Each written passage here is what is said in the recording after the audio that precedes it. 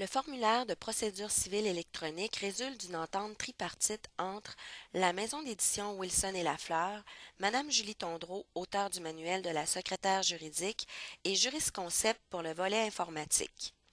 Pour les fins de cette présentation, présumons que vous avez déjà inscrit les informations relatives au dossier de votre client. Il suffit de sélectionner l'icône du formulaire pour accéder à la liste des 512 formulaires proposés. Une fonction de recherche simple vous permet d'identifier rapidement la procédure désirée.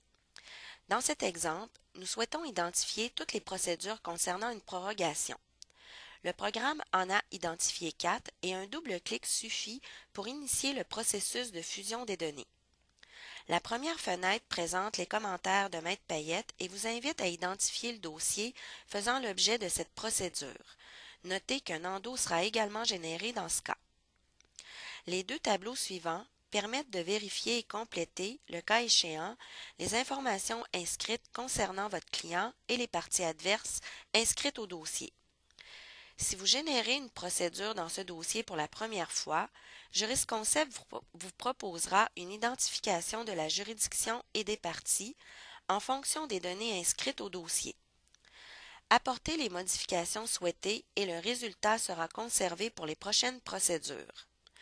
Cette requête, selon l'article 9, nécessite un affidavit et un avis de présentation et deux tableaux additionnels vous inviteront à compléter les informations relatives à ces annexes.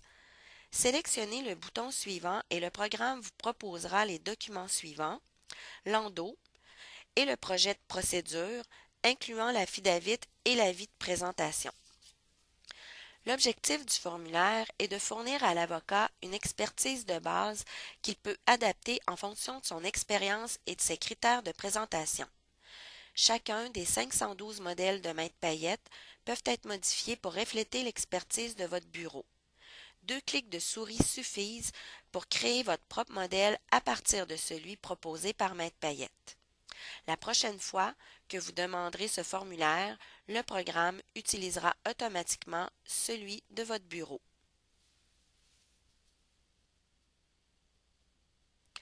Regardons maintenant l'apport du manuel de la secrétaire juridique, appelé ici la clé juridique. Des instructions spécifiques de la clé juridique sont disponibles pour chaque procédure et sont accessibles en ligne sur le site de la clé juridique, donc toujours à jour.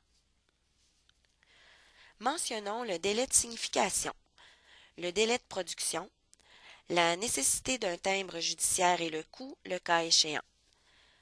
Le tableau des auditions en chambre de pratique est toujours accessible pour l'ensemble de la province. Vous y trouverez plusieurs informations utiles, notamment les noms, adresses et téléphones des districts, les prochaines dates d'audition de chaque juridiction. Vous pourrez même savoir si le port de la toge est requis. Revenons au formulaire et à l'onglet de la clé juridique.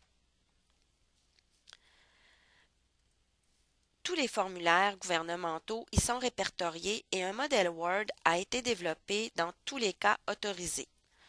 Une recherche sur les brefs, par exemple, indique que 16 différents modèles de brefs sont disponibles pour la fusion.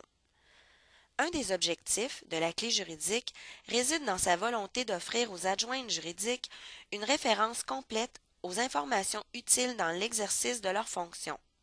Aussi, toutes les références officielles vers les sites Internet des différents intervenants du milieu y sont prévues.